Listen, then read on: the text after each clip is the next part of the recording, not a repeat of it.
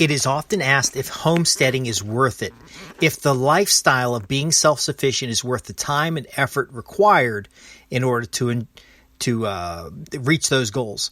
I'm Justin Hitt with Prosperity Homestead. So folks are asking, hey, is a homestead worth it? Is the lifestyle of being self-sufficient and ideally maybe working one day without a job and ultimately having animals and having food and just being a self-sufficient household, is it worth the time? Is it worth the effort? And is it sustainable? Well, first off, Prosperity Homestead is about developing a lifestyle that serves your needs and interests. If you're in a financial position where you don't have to work, a homestead actually is work. So if you have a full-time job and then you're running a homestead, you're raising some animals, you're maybe moving towards a small farm, you're fermenting your own food, maybe brewing your own beer, you're hardly ever in the modern world going to be 100% self-sufficient. But what you can be is in a position where if there was a natural disaster, if there was a significant economic change, if there was something going on in the world outside your home, you can have that oasis of your home. I did an audio that's pretty popular a while back about vacationing at home, that staycation. Is your home so desirable that you would rather stay there than go travel someplace else? If you got locked down, like during the COVID, was your home comfortable? Did you have enough food? With fuel prices going up and energy costs going up, is your home energy efficient enough in order to sustain a reasonable increase in price rather than some shocks? I have a rental property that the tenant sometimes will leave the windows open while they have the air conditioner on, and they'll get a $500 electric bill that month. Well, the way you're managing your home. Now, again, I don't know how it is in other homesteading environments. We're really about the homestead, small farm, or estate, and we're really moving you towards the estate. So a homestead to us is really about having fresh food every day, fresh cut flowers, maybe some small livestock, maybe large livestock, that your home is self-sufficient in a sense that you don't have to run out and get extra stuff. You're comfortable with what you have. Not quite Amish, that maybe you're going off grid, but if you lost power for a couple weeks, not really that big of a deal. That kind of homesteading doesn't require a lot of farming and growing your own food. It just requires a little bit of planning. How do you manage your pantry? How do you plan and shop for meals? Do you have the help that you need to manage your household? That is the homestead we're talking about, the pioneer view of a self-sufficient home.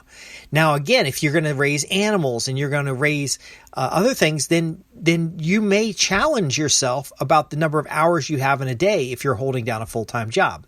But if you've cultivated your land for hunting, you have a reasonable garden near the house, you have landscaping, it's no more work than living in the suburbs somewhere. If you've got that edible landscaping, you've got that garden, you've got the hiking trails, for example, it would be just like living in the suburbs. You don't really have any extra work. Now, if you're homesteading in the country, you're going to be further from a potential workplace. So here we do talk about the opportunity of remote work. Being a high-income professional, doing remote work, running your own business, or doing something more entrepreneurial rather than having to drive into town every week or every day. And we saw during COVID that a lot of folks got trapped in their home, but when you're in the little McMansion with another house right up next to you, it's just not feasible to have a garden. I've told the story many times about the community garden that I was starting on my property here in Martinsville, Virginia, and I had problems with the city because the garden was, quote, too big. Now, personally, I think landscaping is too big and very costly and wasteful, and I'd rather have my whole yard a large garden where I'm getting productivity for my time and effort. But again, that's why you might be drawn to homesteading. That's why you might be drawn to having a small farm.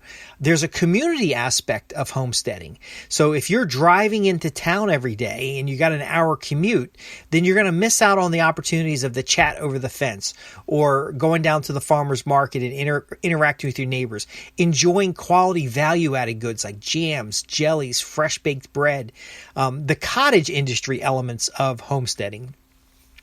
So yeah, you're going to need money when you're homesteading. Either you save the money up and you're doing this in retirement, or you've transitioned over time and lived far below your means, focused your time and energy on the quality of life rather than the quantity of life, and developed for yourself means to manage home. So we talk a lot about how to manage the land, how to manage your home, and we are moving you towards the estate. The estate is where you have, I was in a conversation a couple days ago and we were talking about the Renolda estate, and they said, well, they had a lot of help.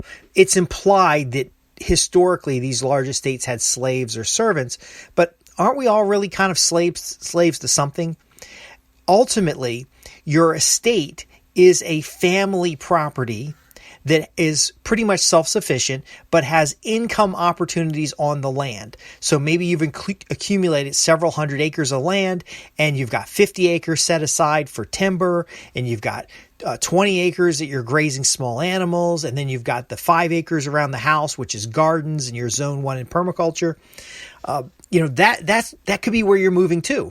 Or simply you have a homestead with 3 to 5 acres and you've got small animals, chickens. Nothing's better than fresh eggs. Ultimately, you may have rabbits, you may have garden, or you may just have a garden. One of the models that we talk about a lot here is the victory garden. Right now, with supply chain, economic concerns, food prices going through the roof, if you have a victory garden, you're going to have vegetables and small meat animals, chickens, quail, rabbits, maybe a goat, I don't know. But again, these are not pet animals. These are animals for food. They're well taken care of. They have one bad day in their life, and ultimately they end up in your freezer, no different than if you were hunting on your land. So some folks like the homestead concept, and they start it with the hunting cabin, and you're going out there a couple times a year and hunting. But yes, you will have to have a job of some kind. There's a common joke that every successful farmer has a spouse with a job in town. See, I'm not saying you need to, live like a homeless person in a tiny house. I'm talking about a modestly sized home that's easy to manage, easy to clean. I'm talking about a home that has a large pantry so you have plenty of food on hand, and you're planning for the seasonal changes. If you live in an area with tornadoes, you better have a storm shelter. You better have a pantry that can sustain the rest of the house going away. If you live in an area that has, maybe you're just outside the city. Maybe you don't have to go into the city every week, and you just go in once a month because you have good internet access and you're able to work remotely. So again, you're probably still going to need a job. You're going to enjoy life with a job, but a homestead on its own is a job. So be mindful about the amount of time. I really encourage you to start small. It doesn't matter if you have a homestead, a small farm, or an estate. It doesn't matter if you live in the city, the country, or the county. You ultimately can start at home. A small vegetable garden, a small herb garden, enjoying fresh flowers, just having a nice flower bed, scaling back the lawn and focusing on more environmentally sustainable methods of maintaining your property, managing your meals and your pantry so that if you have a short-term disruption, when COVID hit, I didn't go to the grocery store for 6 months. Everybody was locked down. I stayed in the house. I work remote. I didn't have to go anywhere. My family was fed because of how we managed the pantry. Now, again, if you've got specific questions about any of these areas, please write in. I'd love to hear from you at www.prosperityhomestead.org. Visit the contact page, ask your question. We got all kinds of free resources that we don't advertise, and I'd be more than happy to send you some resources. But ultimately, you're still going to have your property taxes. You're still going to have legal fees. You're still going to have to pay for all the stuff that you want to do. Even though life will be more recreational, life will be a lot less stressful. It's nice to have the cash. I never argue with the cash.